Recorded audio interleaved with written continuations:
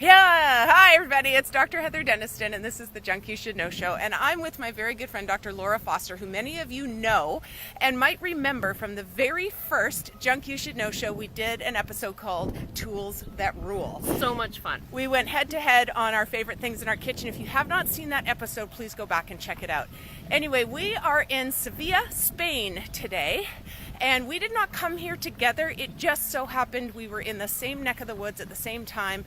So of course you're going to meet up with one of your best friends and enjoy some time together, which we have done and are doing. So today it made total sense because we are on the go in Europe.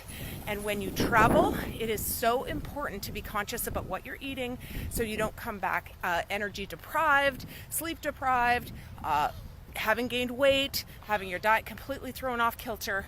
And so we thought, let's talk about sugar today, because sugar affects us on travel. Sugar affects us every day that we are planning our meals and planning what we're going to eat for the day.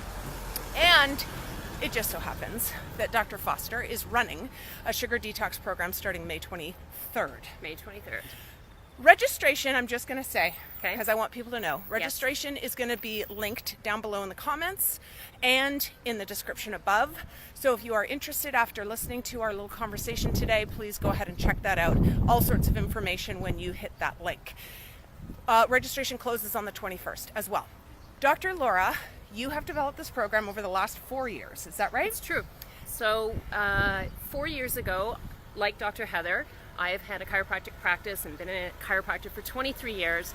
And this program really came about because I saw there was a real lack of information and resources for practice members. And I have been living this lifestyle together with my children for at least 15 years. And it has become so straightforward and in some ways very easy for me. And I really wanted to impart the information and the resources and the accountability and the support as well as I could. And that's how it started. So initially it started just for practice members. It was so successful that I decided to launch it into the online world, and that's where it's been for 4 years. Yeah, it's amazing. I took, it was either your first or second detox. I think it was your first one. Well, and your speaker. Well, yes, that came as well. But I took the program as a client, and it was amazing. Even knowing what I know, I learned new practices and ways to implement behaviors into my nutritional choices that made me more energetic, helped me maintain weight, improved longevity, so many benefits. So we are just going to hit the highlights of the issue with sugar here. We're not going to keep you for long. Just stick with us. We're going to ask a couple simple questions, but Laura is a wealth of information, and we are going to hit some of the biggest points you should know about sugar. So first of all, tell me, we know that sugar is bad. No brainer. But when you ask someone, tell me all the reasons it's bad, they can't answer that. So share with me. Here's the first thing when I say to someone, practice member, let's use that example, I'm having a sugar detox. It's a whole food, low sugar program. I think you should join. They go, yeah, I don't eat much sugar. That's always what people say. Very occasionally someone says I'm a full-on sugar addict, but mostly people say I don't eat much sugar.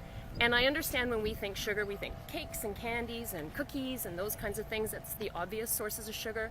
But the truth is that the majority of sugar is actually hidden. And there's a reason for it. It's because sugar is very addictive. It's 8 times more addictive than cocaine. Wow. It lights up the brain reward cascade, which means that when we eat sugar, parts of our brains fire and wire and cause us to crave sugar more and more. And food manufacturers know that. They actually have a term called the bliss point, which is the minimum amount of sugar that they can put in a product that makes you wanting more. Not just wanting more from a I like sugar more, but from a chemical addictive quality.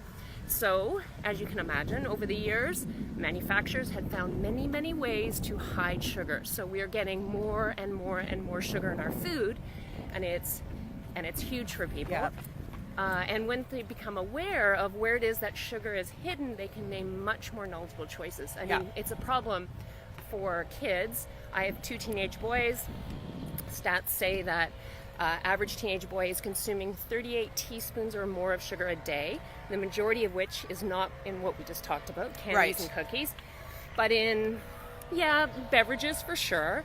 But also things like, we talk about this, it's all the stuff on the door of your fridge. Yeah. It's your salad Good. dressing, right? Yes. It's your ketchup, barbecue sauce, it's condiments. It's all of those things that we don't even realize. And drinks. Yeah. Right? Yeah, and I think you told me a stat. Did you? And I can't remember if you just said this or not, because I've got a little bit of foggy brain today. Most kids' sugar comes in the form of liquid. Yes. 100%. 85% of all sugar consumption comes in the form of beverages, liquid form, Yeah. I should say. And because of that, people are just consuming so much. I mean, most of us are not even aware of how much sugar we should be getting. Yes. And here's the thing, sugar has zero nutrient quality to it. Yeah. Which I'm not sure that everybody fully realizes. People Right. think, well, the brain requires glucose, that's sugar, we need to have some sugar in our diet. The reality is that we don't need to be consuming and shouldn't be consuming, we don't require any sugar as Yes. such. Yeah.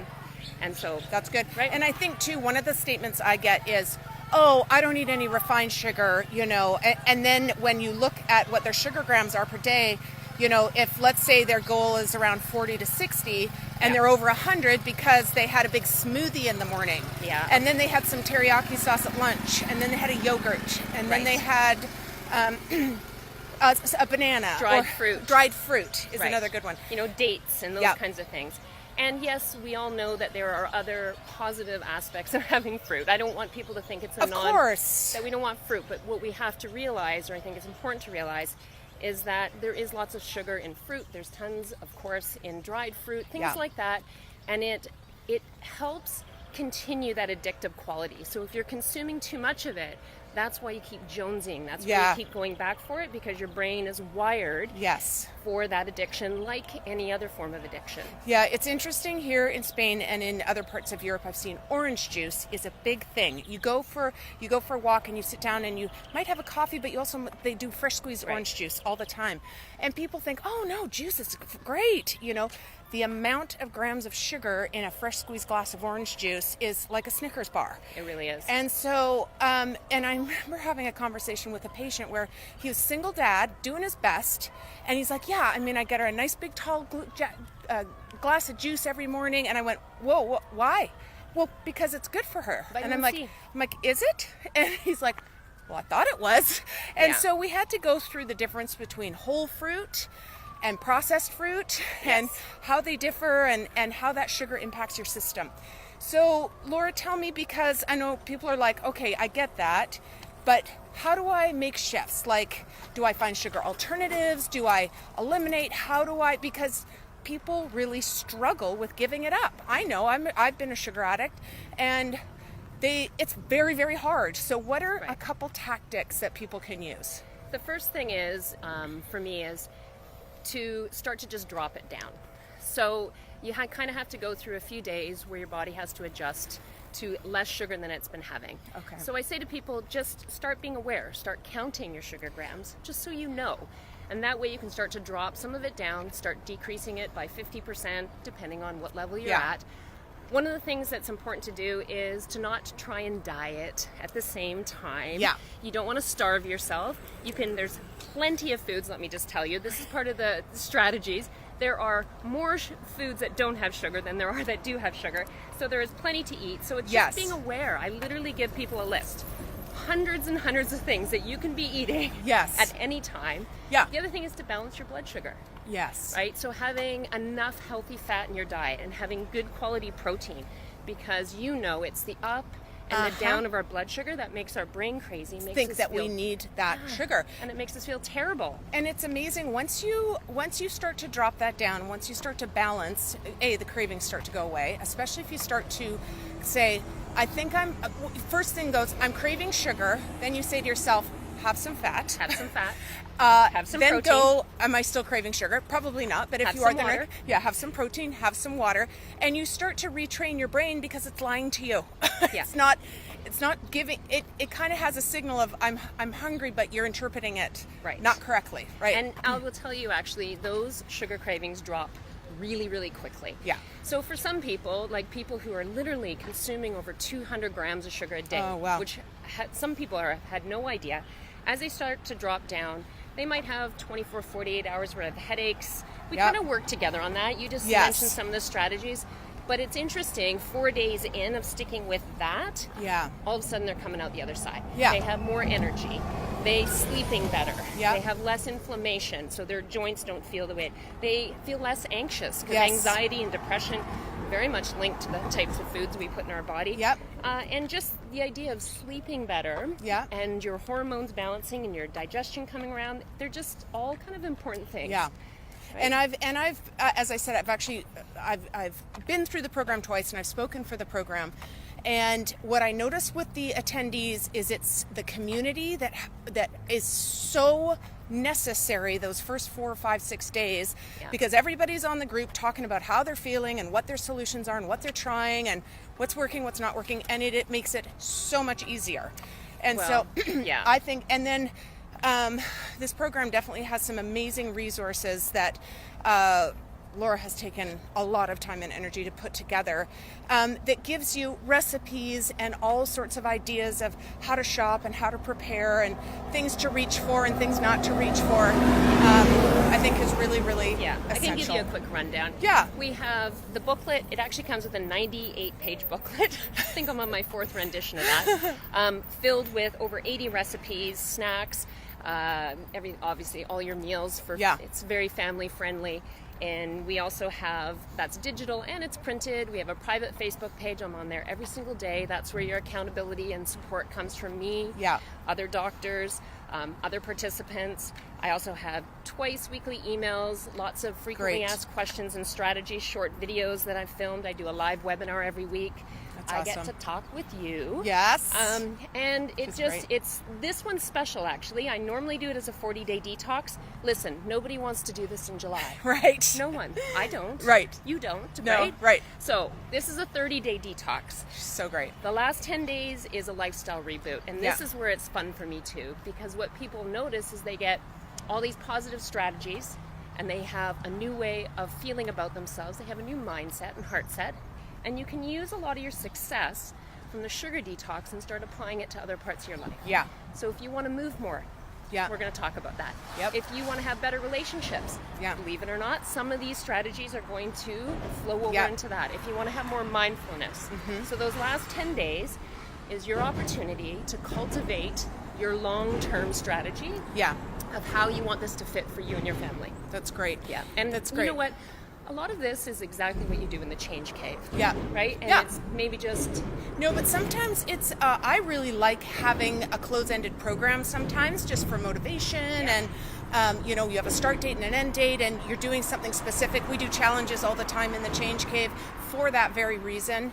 And so I think the sugar detox and mindset reboot is an excellent parallel path, and so I think that it works amazing. So a couple of closing things before we let our viewers go. They're listening, they're like, okay, I need to reduce my sugar. How many sugar grams should I be aiming for? my recommendation, and the recommendation out there, is to keep the total sugar grams of what you eat as an adult for 40 grams or less. Yeah. So that's counting everything. It's what you drink. It's even counting Yeah. fruit. I don't bother with counting sugar grams in vegetables because Yes. let's just, need Yeah. to worry about that. There's a little bit of natural sugar in vegetables, but Yeah. it's not a big source of it. Yeah. Even beets and things like that.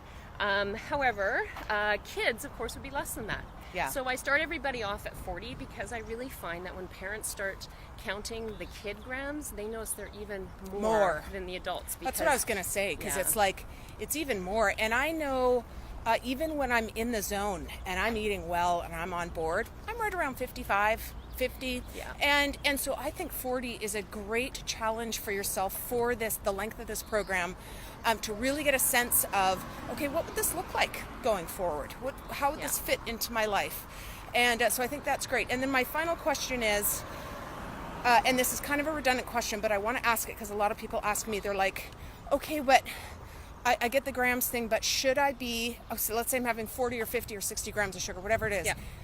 Is there a difference between if I have refined sugar or maple syrup or palm sugar or honey or stevia or whatever? Like, what are the ones to reach for with those 40 grams of sugar that you're going to do? Right. So you want to go for more natural forms of sugar. You're going to count them, but of course they're better because they're unrefined, they haven't been processed, so they have other things in them, minerals and so on. Yeah. So I would definitely recommend people stick to things that grow from the ground, pick from a tree. Yeah, good those one. kinds of things.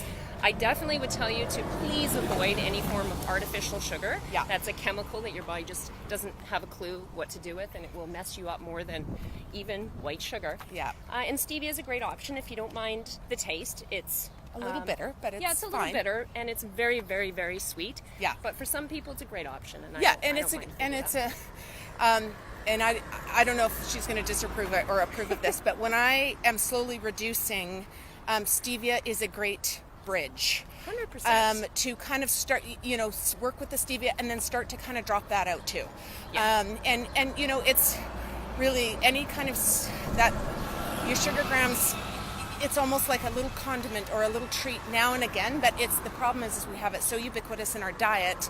That's where we have to start, is tearing apart everything and looking at the amount of total grams that we're doing per day. So that is our recommendation to you from Seville, Spain, is that maybe this week take a look at the sugar program and the detox. And the thing I love about this particular one is the fact that you are doing the mindset reboot. I'm calling it wrong. What is it? It's a lifestyle reboot. Lifestyle reboot, which has to do with mindset. It does. So lifestyle reboot. But yeah, absolutely take a look at that and reach out to either Dr. Laura or myself with questions or concerns, because I've been through the program as a client and also taught in the program. So if you want to know more about it, please reach out. And thank you guys so much for watching the Junk You Should Know show today. It is sponsored by the Change Cave, so I'm going to put a little blurb below about that. And if you are watching in replay and you're on YouTube, make sure you just hit subscribe, because these junk shows hit every week. And if you want to get more and more great wellness information with incredible interviewees like this, I share them all the time. I do. I share these junk shows. They're I great. get so excited. I'm almost on them every single Friday. She is. I love it. I love it. It's so great. Great information. So, Definitely subscribe. Perfect. All right. We are in Spain until the end of July, so these junk shows are going to be hitting kind of all over the week, but I will always work toward doing a watch party for them on Friday. Otherwise, you can find them on YouTube. Thanks, everybody. Have a great weekend, and we say goodbye. Adios.